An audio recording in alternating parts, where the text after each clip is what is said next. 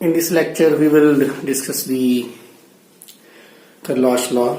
Last lecture में हमने किया था कि जो स्ट्रॉन्ग इलेक्ट्रोलाइट्स हैं उनकी हम molar connectivity at infinite dilution easily find कर सकते हैं by extrapolating the plots. Graph draw किया था, लेकिन उसमें था कि अगर वीक इलेक्ट्रोलाइट है तो उसकी हम molar connectivity at infinite dilution जो है वो ग्राफ से नहीं निकाल सकते बाय एक्सट्रापोलेटिंग द ग्राफ. तो what is the method to find the conductivity और मोलर कनेक्टिविटी और equivalent connectivity at infinite dilution for weak electrolyte. तो उस वीक इलेक्ट्रोलाइट्स के लिए ये करलॉश लॉ इसकी एक एप्लीकेशन में आएगा. This law is used to calculate the molar connectivity of any electrolyte at infinite dilution. So this is Carlosh law, very important for JEE and NEET point of view. So what is before discussing the statement, let's see some experiment done by Carlosh with various types of electrolytes. So first is a pair of strong electrolyte. Pair of strong electrolyte, we took a pair of strong electrolyte having the common anion. उसने एक pairs लिए strong electrolyte के जिसमें anion common था, जैसे KCl और NaCl. देखिए इसमें अनाइन जो है वो कॉमन है, दोनों में क्लोराइड आयन. एक एग्जांपल ये थी, इसमें देखिए नाइट्रेट जो है वो कॉमन है. तो ये ऐसे पेयर्स ऑफ इलेक्ट्रोलाइट हैं, स्ट्रॉन्ग इलेक्ट्रोलाइट हैं, उनके जो अनाइंस हैं वो कॉमन है. तो उनकी उसने मोलर कनेक्टिविटी फाइंड की एट इनफाइनाइट डिल्यूशन. तो उसकी जो वैल्यू थी, इसमें वैल्यू आ रही है 149.96, इसकी वैल्यू है 126.45. तो दोनों का जो डिफरेंस आ रहा है उसने डिफरेंस स्टडी किया और डिफरेंस से कैलकुलेट किया कि what is the meaning of this. Now difference से हमें इसका क्लियर हो जाएगा. इस यहाँ पे भी डिफरेंस 43.41 नजर आ रहा है. अगर आप नाइट्रेट में लोगे तो उसमें नाइट्रेट आयन कॉमन है, तो नाइट्रेट आयन कॉमन में भी जो डिफरेंस है वो कितना नजर आ रहा है, 43.41. इसका मतलब ये हुआ कि ये जो कंडक्टिविटी है ये इसमें जब अनायन कॉमन है तो ऑब्वियसली ये कनेक्टिविटी कटायन की वजह से है. जो ये डिफरेंस आ रहा है सिर्फ सोडियम और पोटेशियम की का डिफरेंस आ रहा है. इसका मतलब है सोडियम और पोटेशियम की कनेक्टिविटी जितना आयन वो कनेक्ट करते हैं उनकी जो टेंडेंसी है वो दूसरे किसी आयन पे डिपेंड नहीं करती. चाहे सोडियम के साथ क्लोराइड हो, चाहे उसके साथ नाइट्रेट हो, उसने उतना ही शो करना है. क्योंकि देखो ये जो डिफरेंस है दोनों वैल्यूज का, ये किसका डिफरेंस है एक्चुअल में, ये तो डिफरेंस Na और K का ही आ रहा है ना. Cl इज कॉमन, इसमें भी Na और K का आ रहा है, Cl इज कॉमन. इसका मतलब है जो Na पॉजिटिव की कंडक्टेंस इसमें है वही उसमें है. इट डजंट मैटर कि अनायन कौन है, कटायन है, मतलब वो नाइट्रेट आयन है या क्लोराइड आयन, उस पर डिपेंड नहीं करता. ऐसे ही फिर उसने क्या किया, एक और पेयर लिया स्ट्रॉन्ग इलेक्ट्रोलाइट का, उसमें कॉमन थे कटायन. अब देखो KBr KCl, अब देखो इसमें कटायन कॉमन है, इसमें भी K पॉजिटिव है, इसमें भी K पॉजिटिव है. अनायन जो है वो डिफरेंट है, इसमें भी लिथियम है, इसमें भी लिथियम है. तो अब यहाँ पे भी डिफरेंस दोनों का क्या आ रहा है, सेम आ रहा है. अब ये डिफरेंस देखा जाए तो किसका है, that is the difference of conductivity of chloride ion and bromide ion. Because potassium तो सेम है, इसमें सेम है पोटेशियम, उसमें लिथियम सेम है, तो डिफरेंस उतना ही आ रहा है. इसका मतलब क्या हुआ कि क्लोराइड आयन या ब्रोमाइड आयन जितनी कंडक्टिविटी करता है वो दूसरे आयन पे डिपेंड नहीं करती. तो इसी दोनों एक्सपेरिमेंट को कंक्लूड करके ये इसकी डेफिनेशन बन रही है. आप देखो क्या है इसमें है, at infinite dilution each ion of the electrolyte makes a definite contribution of its own towards the molar connectivity of electrolyte. हर एक आयन की अपनी एक पर्टिकुलर कंट्रीब्यूशन है, and that is independent on the presence of other ion. तो वो दूसरे ion की presence पे डिपेंड नहीं करती. So this is the Carlosh law. अब इसमें मोलर कंडक्टिविटी भी हो सकता है यहाँ और इक्विवेलेंट कंडक्टिविटी भी हो सकता है, दोनों के लिए है. इनफाइनाइट डिल्यूशन पे क्या होता है, जो स्ट्रॉन्ग इलेक्ट्रोलाइट है या वीक इलेक्ट्रोलाइट, हम उसको मानते हैं कि each and every electrolyte is 100% associated. Okay, और इसमें मेन मकसद है कि जो इसके आयंस हैं दे आर इंडिपेंडेंट, एक की कंडक्टेंस दूसरे अनायन के ऊपर डिपेंड नहीं करती। ये दोनों एक्सपेरिमेंट भी यही शो कर रहे हैं और ये स्टेटमेंट जो है वो भी इसकी यही शो कर रही है। अब इसको हम पहले तो इक्वेशन लिखना सीखेंगे कि किसी के लिए हम अगर कोई इलेक्ट्रोलाइट दिया है मोलर कंडक्टिविटी की कैसे आयंस की कैसे एक्सप्रेस करेंगे। तो उसके लिए पहले हमारे पास किसी भी इलेक्ट्रोलाइट के लिए एक एन फैक्टर होता है। एन फैक्टर हम बड़ा मतलब केयरफुली एन फैक्टर उसका जो निकालेंगे। एन फैक्टर होता क्या है किसी भी सॉल्ट के लिए, that is you can say number of ions and charge on ions. जैसे हम लिखें equal to positive positive equal to negative negative. ये जो V पॉजिटिव है इसका मतलब क्या है, इसका मतलब है नंबर ऑफ कटायंस। N का मतलब है नंबर ऑफ चार्ज, कि उसके ऊपर चार्ज कितना है, चार्ज किसके ऊपर, कटायन के ऊपर, चार्ज ऑन कटायन। ऐसे ये जो B नेगेटिव लिखा है इसका मतलब है नंबर ऑफ अनायंस, और ये क्या हो गया, ये हो गया चार्ज ऑन अनायन। ऐसे एन फैक्टर निकालने का ये हमारा मेथड है। एन फैक्टर यूज होगा जब हम मोलर कंडक्टिविटी को इक्विवेलेंट कंडक्टिविटी में कन्वर्ट करते हैं डायरेक्टली। तो दोनों में रिलेशन होता है कि मोलर कंडक्टिविटी इनफाइनाइट सॉल्यूशन को n से मल्टीप्लाई कर दें तो वो इक्विवेलेंट को n से मल्टीप्लाई कर दें तो वो मोलर बन जाता है। अब ये n कैसे निकालेंगे इस पे थोड़ा ध्यान देना, क्योंकि ये मल्टीपल में आपको बहुत आसानी से हो जाएगा अगर आप अच्छे से समझोगे। तो जैसे फर्स्ट एग्जांपल मैं ले रहा हूं NaCl। अब NaCl में mu positive, number of cation एक ही बनेगा, इसको डिसोसिएट कर दो। इसका N पॉजिटिव वो 1 है, म्यू नेगेटिव नंबर ऑफ अनायन एक ही बना, और N नेगेटिव वो कितना है, वो भी 1 है ना। इसका मतलब इसका N कितना हो गया, 1। N किसके इक्वल है, B positive N negative multiply N positive, या B नेगेटिव N नेगेटिव को मल्टीप्लाई, तो वो इसका आ जाता है 1। इसके लिए हम इक्वेशन कैसे लिखेंगे, अगर मैं कहता हूं कि इसकी मोलर कंडक्टिविटी है इनफाइनाइट सॉल्यूशन NaCl की, तो हम कैसे लिखेंगे, ये रिप्रेजेंट करती है इक्विवेलेंट कंडक्टेंस है ना। तो Na positive ion and Cl negative ion, क्योंकि इसमें N 1 है तो इस केस में जो मोलर कंडक्टिविटी है वो इक्विवेलेंट कंडक्टिविटी के इक्वल होगी, क्योंकि N की वैल्यू इसमें आ जाती है 1। क्लियर बात। दूसरी एग्जांपल ले रहे हैं MgCl2 की। MgCl2 जो है वो डिसोसिएट हो रहा है Mg2 पॉजिटिव में और Cl नेगेटिव 2। ठीक है, अब इसमें बड़े ध्यान से देखेंगे कि हमारे पास म्यू पॉजिटिव कितना है, नंबर ऑफ कटायन 1 है, N पॉजिटिव पे चार्ज कितना है 2, अनायन कितने हैं 2, उस पे चार्ज कितना है 1।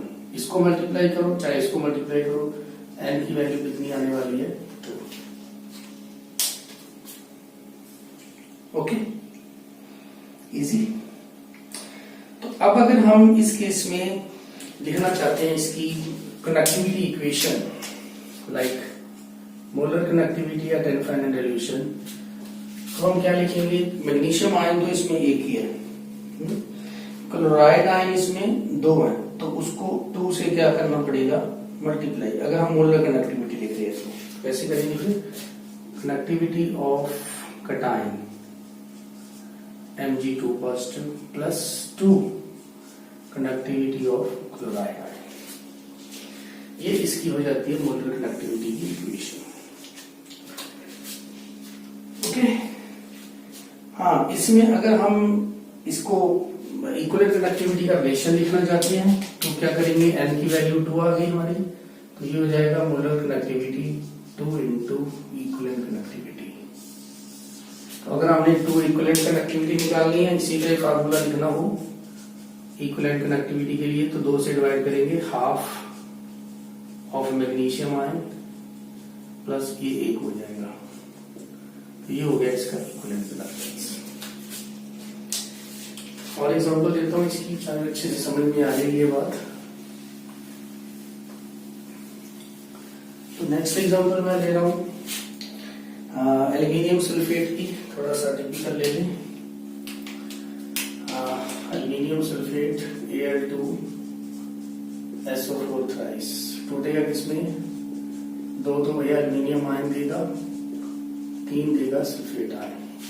तो अगर देखा जाए mu positive, number of cation कितने हैं? 2। चार्ज ऑन कटायन कितने हैं? 3। नंबर ऑफ कटायन अनायंस कितने हैं इसमें? अनायंस 3 है। चार्ज ऑन अनायन है 2। इसको मल्टीप्लाई करो चाहे इसको मल्टीप्लाई करो, n की वैल्यू कितनी आने वाली है? 6। ओके, अब इसके लिए भी आप लिख सकते हो मोलर कंडक्टिविटी। पहले लिखेंगे molar conductivity for aluminium sulphate. तो 2 आयन एल्यूमिनियम के हैं, 3 आयन सल्फेट के हैं। ये तो होगी molar conductivity. What is the relation between lambda and lambda e? Lambda is equal to 6 into lambda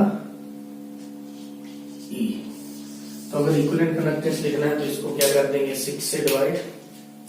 okay, तो इक्विवेलेंट कंडक्टेंस लिखना है एल्यूमिनियम सल्फेट का, तो इसको कर देंगे 6 से डिवाइड, है ना, ये 6 इधर आ जाएगा। तो 6 से डिवाइड किया तो इसमें बन गया 1/3, और इसको डिवाइड किया तो ये बन गया 1/2। तो ये ऐसे हम दोनों को जो है इजीली लिख सकते हैं। तो ये नॉलेज चाहिए आपको थोड़ी सी न्यूमेरिकल सॉल्व करने के लिए। तो ये था Kohlrausch law and n factor. Now what are the applications?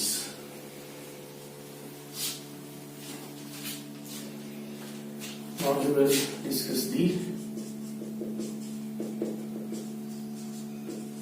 applications of Kohlrausch law. Short में लिया मैंने। फर्स्ट है हमारे पास calculation of molar conductance. First application calculation of molar conductance और conductivity of weak electrolyte at infinite resolution। weak electrolyte की infinite resolution पे हम मोलर कंडक्टिविटी कैलकुलेट नहीं कर पा रहे थे, लेकिन करलॉश लॉ की मदद से हम ये कर सकते हैं। ओके, कैसे करेंगे? इसको करने के लिए मैं क्या करता हूँ, एग्जांपल ले लेता हूँ इसकी। एग्जाम्पल सामने रखे तो प्रॉब्लम ले लेते हैं P1, तो यहां से क्लियर हो जाएगा। प्रॉब्लम एनसीईआरटी की है। कैलकुलेट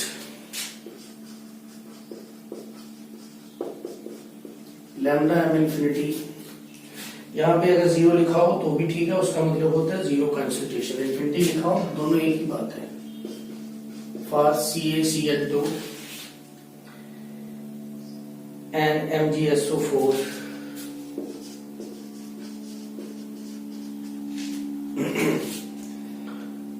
from the data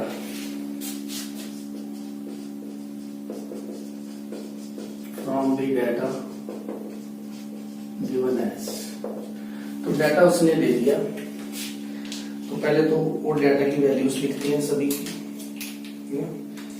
इसके लिए हमें उसने मोलर कंडक्टिविटी, आयंस की कंडक्टिविटी जो है वो हमें दे दी। जैसे इस साइड आयन दी है, इस साइड उसकी कंडक्टिविटी दी है उस आयन की पर्टिकुलर, ठीक है। जैसे H पॉजिटिव आयन की 349.6 दी है। यूनिट इसके हो जाएंगे साइमन पर सेंटीमीटर पर मोल, सबके लिए सेम रहेगा। सॉरी, साइमन सेंटीमीटर स्क्वायर पर मोल मोलर कंडक्टिविटी की जो यूनिट होते हैं। ओके, उसके बाद वैल्यू दी गई सोडियम आयन की 50.1, पोटाशियम आयन दे दिया 73.5, कैल्शियम आयन दे दिया 190, मैग्नीशियम आयन दे दिया 106, ओके। उसके बाद हाइड्रोक्सिल आयन दे दिया 199.1, then chloride ion 76.3, bromide ion 78.1 and acetate ion 40.9 और लास्ट दे दिया सल्फेट आयन 160।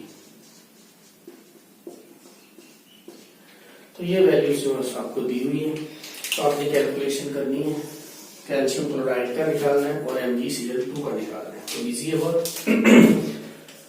कैल्शियम क्लोराइड के लिए आप क्या लिखोगे, calcium ion, chloride ion 2 produce होंगे तो 2 नेगेटिव, बिकॉज आप कैल्शियम क्लोराइड को जब ब्रेक करोगे तो it will give you calcium ion plus 2Cl negative ion. बस करना क्या, वैल्यू पुट करनी है यहाँ से। कैल्शियम आयन की वैल्यू ये रही 190, 2 इंटू क्लोराइड आयन की वैल्यू ये रही 76.3। तो दोनों को कैलकुलेट कर लो, जो आपका सम आ जाएगा दैट इज 271.6 आपका जो आंसर आ जाएगा, साइमन सेंटीमीटर स्क्वायर पर मोल। ऐसे ही MgSO4 का भी है, उसमें Mg2 पॉजिटिव आयन, सल्फेट भी एक ही बनेगा, SO4 2 नेगेटिव आयन। तो वैल्यू लिख लीजिए यहाँ से, मैग्नीशियम की 106 और सल्फेट आयन की 160। तो ये कितना हो गया 662 साइमन सेंटीमीटर स्क्वायर पर मोल। ये 266 इसका आंसर आ गया। एक और क्वेश्चन है, वो भी इन्हीं वैल्यूज के बेस पे ही सॉल्व होगा, वो मैं यहाँ पे लिख रहा हूँ प्रॉब्लम 2। यहाँ इंडिविजुअली वैल्यू आपको दी हुई हो सकती है, ये तो टेबल की फॉर्म में दी हुई है। ठीक है, चलो इनकी जरूरत नहीं है, इसलिए वैल्यू दी हुई है। तो P2 that is very important question.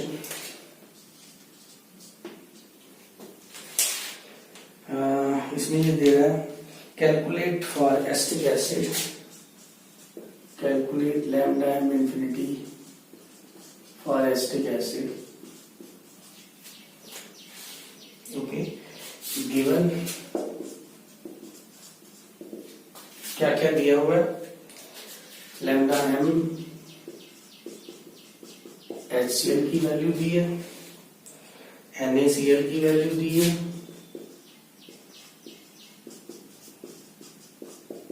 और सोडियम एसीटेट की वैल्यू भी दी है।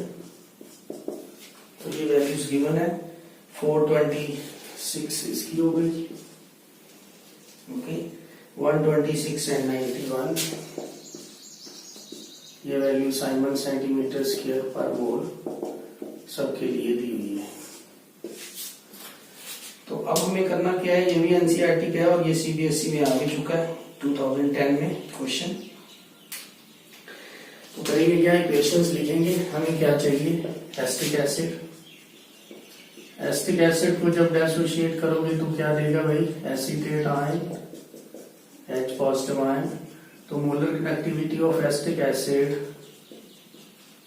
ये किसके इक्वल हो जाएगी, connectivity of acetate ion plus connectivity of H positive ion. ये हमें कैलकुलेट करना है। जो दिया है वो लिखते हैं। HCl के लिए H पॉजिटिव Cl नेगेटिव, इसकी वैल्यू है 426। NaCl के लिए लिखते हैं पॉजिटिव Cl नेगेटिव, वैल्यू दी है 126। एसीटेट आयन के लिए लिखते हैं CH3COO नेगेटिव और H पॉजिटिव, इसकी वैल्यू दी है 91।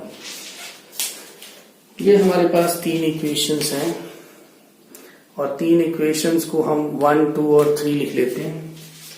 This is your equation 1, this is your 2 and this is your 3। और हमें चाहिए क्या, हमें चाहिए ये इक्वेशन। तो जैसे हैसेस लॉ में +1 में पढ़ा था, वैसे इनको कंबाइन करके हम ये इक्वेशन बनाएंगे। कैसे बनेगी ये इक्वेशन? हमें क्या कौन कौन सा आयन चाहिए? Acetate ion. दूसरा कौन सा चाहिए हमें? H पॉजिटिव, सॉरी यहाँ Na आएगा, there is a sodium acetate, sodium Na positive. तो दूसरा हमें आयन कौन सा चाहिए? H positive. ये तो ये दोनों के बीच में प्लस साइन है, तो हम क्या करेंगे? Equation 1 plus equation 3 minus equation 2। जब ऐसा करेंगे तो क्या होगा हम देखते हैं। इक्वेशन 1 में है एसीटेट आयन और दूसरा है H पॉजिटिव आयन। इक्वेशन 3 में 1 में है H पॉजिटिव आयन और दूसरा है ये क्लोराइड आयन। माइनस करेंगे तो माइनस क्या हो जाएगा भाई? Sodium ion. तो ब्रैकेट में लिखना था तो यहाँ पे भी माइनस आ जाएगा, फिर माइनस क्लोराइड आयन। जब हम देखो इसमें तो जो कॉमन है, जैसे ये प्लस का क्लोरीन, ये माइनस का क्लोरीन, ये प्लस का सोडियम और ये यहाँ पे सोडियम आ रहा है और ये जो है प्लस का सोडियम, तो ये कट जाएगा, बचेगा पीछे सिर्फ आपका एक तो ये और एक ये। इसका मतलब आपका आंसर क्या आ जाएगा? इक्वेशन 1 की वैल्यू है 426, 3 की वैल्यू है 91, माइनस 2 की वैल्यू है 126। तो इसको सॉल्व करोगे आप तो आपकी मोलर कनेक्टिविटी एसिटिक एसिड की जो है वो 391 जो है वो आ जाएगी। 391 साइमन सेंटीमीटर स्क्वायर पर मोल। तो ऐसे जो वीक इलेक्ट्रोलाइट है, जैसे एसिटिक एसिड वीक इलेक्ट्रोलाइट है, उसकी कनेक्टिविटी निकालने के लिए बोला गया था। तो कुछ स्ट्रॉन्ग इलेक्ट्रोलाइट की कनेक्टिविटी हमें दी है, तो हम इस मेथड से बाय यूजिंग द कलॉश लॉ हम उसकी कनेक्टिविटी जो है वो आसानी से फाइंड कर सकते हैं। आगे कुछ और एग्जांपल करेंगे नेक्स्ट लेक्चर में।